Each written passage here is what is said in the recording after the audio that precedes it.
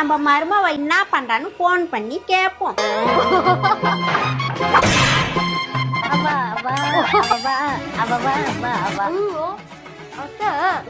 சொல்லுங்க அத்த.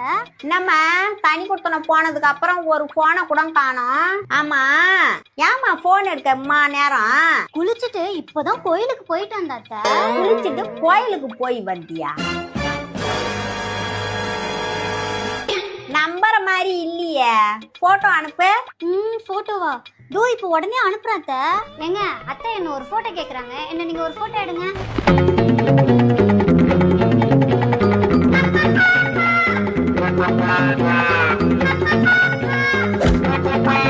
அனுப்பிட்டான் அத்த.